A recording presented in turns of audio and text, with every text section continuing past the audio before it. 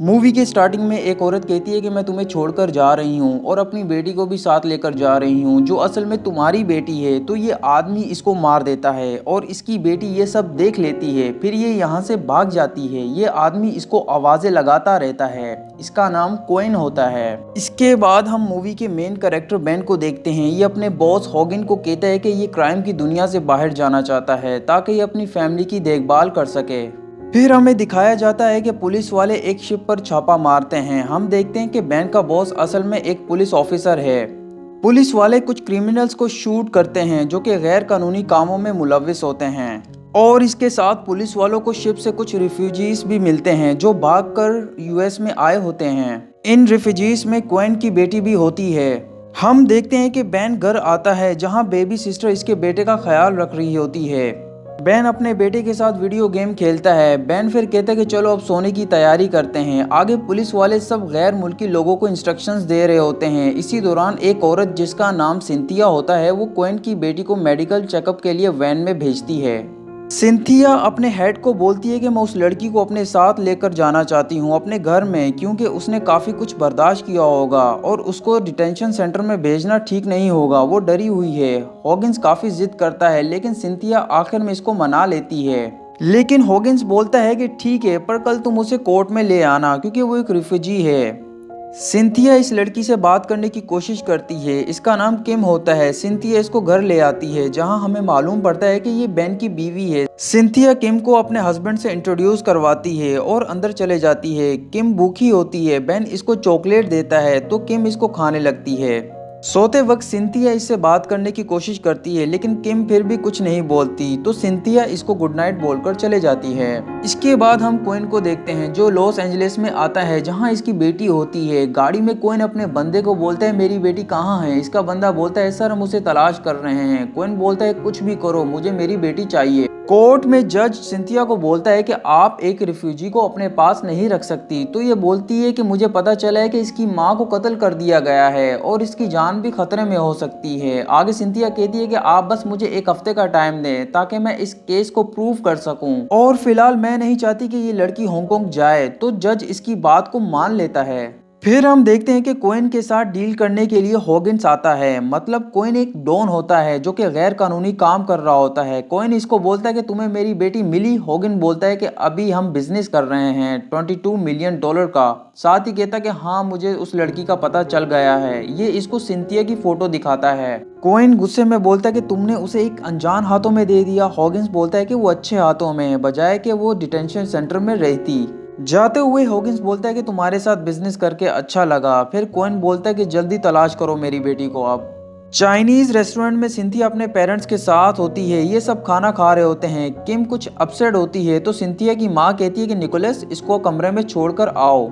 हम देखते हैं कि कोएन के बंदे इस रेस्टोरेंट के बाहर आ जाते हैं और रेस्टोरेंट के अंदर आते ही सिंथिया के माँ बाप को मार देते हैं। किम और निकोलस यहाँ से भाग जाते हैं। फिर कोएन आता है। ये किम का पूछता है तो सिंथिया कुछ भी नहीं बोलती। कोएन इसका गला काट देता है। कोएन के दो बंदे इस जगह पर रुकते हैं नजर रखने के लिए। बेन इसी रेस्टोरेंट में आ रहा होता है और इसकी नजर कोएन के बंदों पर पड़ती है। तो फिर रेस्टोरेंट के बाहर बंदे देखकर बेन इन दोनों पर फायर करता है और इन दोनों बंदों को मार देता है। बेन जब अंदर जाता है तो ये देखता है कि इसके सास ससुर की मौत हो गई है और इसकी बीवी की भी। तो बेन ये देखकर बहुत टूट जाता है और बहुत ज्यादा रोता है। फिर से बेन देखता है कि निकोलस भी यहाँ मौजूद नहीं है।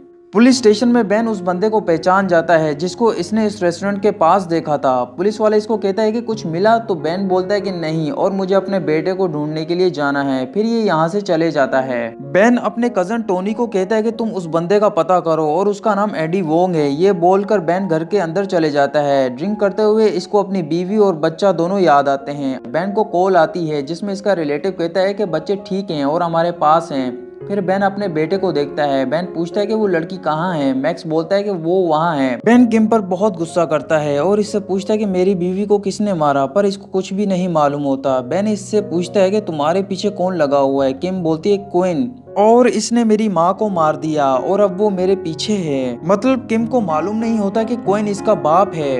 आखिर में बेन पूछता है कि क्या उसने मेरी बीवी को मारा। किम बस रोती रहती है। निकोलस कहता है कि मॉम कहाँ है। बेन इसको कहता है कि वो मर चुकी है।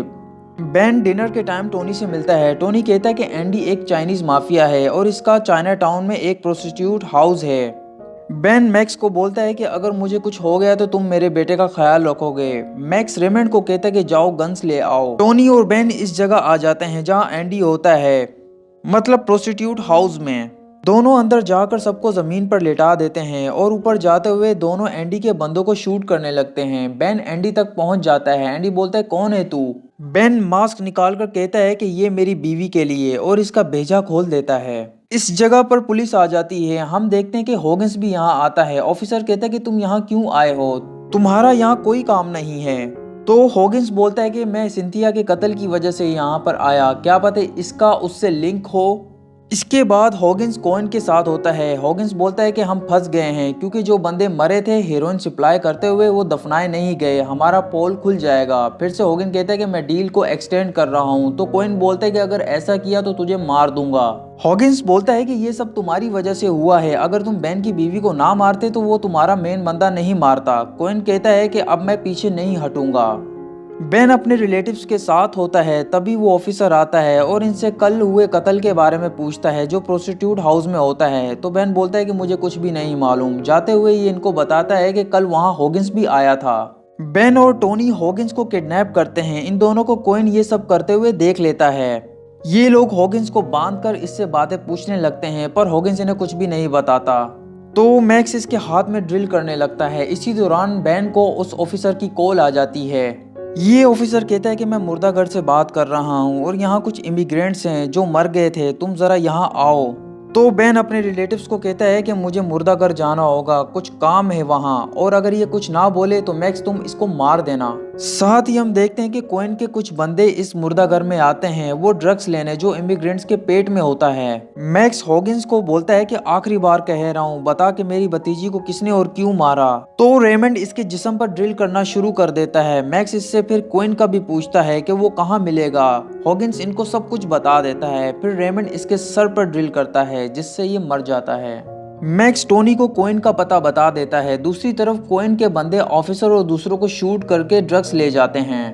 बेन यहाँ आ जाता है। ये देखता है कि ऑफिसर को कोइन के बंदों ने मार दिया है। बेन बाहर जाता है और दोनों पर फायर करता है जिससे एक बंदा मर जाता है। दूसरे बंदे का ये पीछा करता है और बहुत सा चेस करने के बाद आखिर में इसको लात मारकर गिरा देता है। दोनों में कमाल की फाइट होती है पर बेन इसका सर कुचलकर इसको मार देता है। बेन और टोनी घर जाते हुए देखते हैं कि बच्चों को कोइन के बंदे ले गए हैं। टोनी घर में जाता है, इसको मैक्स और रेमंड की लाशें मिलती हैं। दूसरी तरफ बेन कोइन के बंदों का पीछा करता है। कोइन के बंदे इसको चकमा देने की कोशिश करते हैं लेकिन बेन इनकी गाड़ियों के सामने जाकर इन पर फायर करता है। फिर बेन अपनी कार इनकी गाड़ी के आगे ले आता है जिससे इनकी गाड़ी रुक जाती है, लेकिन पीछे से ओवर कंट्रोल ट्रक आ रहा होता है। बेन किम को बचा लेता है लेकिन कोइन के बंदे निकोलस को ले जाते हैं। कोइन को इसका बंदा कहता है कि किम नहीं मिली पर बेन का बेटा हमारे पास है। बेन किम को घर ले आता है जहां टोनी बताता है कि रेमंड और मैक्स नहीं रहे। इसके बाद टोनी बोलता है कि तुम वहां अकेले नहीं जाओगे। तो किम आ जाती है और बोलती है कि मुझे नींद नहीं आ रही। बेन बोलता है कि हम आज ही निकोलस को वापस ले आएंगे। बेन इसको कहता है कि चलो अब तैयार हो जाओ। साथ ही किम को कहता है कि कोइन तुम्हारा डैड है। किम कहती है कि वो मेरे डैड नहीं हो सकते और अंदर चले जाती है। तो टोनी फिर से कहता है कि मैं तुम्हें अकेले नहीं जाने दूंगा, बस मैं तुम्हारे साथ जाऊंगा और तुम्हारे लिए मैं अपनी जान भी दे सकता हूँ। कोइन निकोलस को अपने अड्डे पर ले आता है। बेन भी इसी जगह आ जाता है किम के साथ। ये टोनी को कहता है कि तुम रेडी हो जाओ। फिर बेन किम को कहता है कि अगर मैं 20 मिनट में यहाँ नहीं आया तो तुम पुलिस को कॉल कर देना। बेन अपनी कार को तेजी से चलाता है, फिर इससे कूद जाता है। कार की वजह से यहाँ बहुत बड़ा ब्लास्ट होता है। बेन इन पर फायरिंग शुरू कर देता है। तो इसी दौरान बेन अपने बेटे को देखता है और टोनी भी इस जहाज में आ जाता है। बेन कोइन के बंदों को शूट करता रहता है। दूसरी तरफ टोनी का सामना कोइन के बंदे से होता है जिसके पास नाइफ होती है। ये टोनी को बहुत जख्मी कर देता है। टोनी गन उठाने की कोशिश करता है तो कोइन का बंदा इसके हाथ पर पैर रख देता है। तो टोनी नाइफ इसके प्राइवेट पार्ट में घुसा देता है जिससे ये मर जाता है। कोइन और बेन आमने सामने होते हैं। कोइन बोलता है कि मैं तेरे बेटे को मार दूं। इसी दौरान किम कोइन को डैडी कहकर बुलाती है तो कोइन और बेन एक दूसरे पर फायर कर देते हैं जिससे कोइन तो वहीं पर मर जाता है लेकिन बेन सिर्फ जख्मी होता है। इसके बाद निकोलस अपने डैड से जाकर मिलता है और कोइन की लाश के साथ ये कहानी यहीं पर खत्म हो जाती है।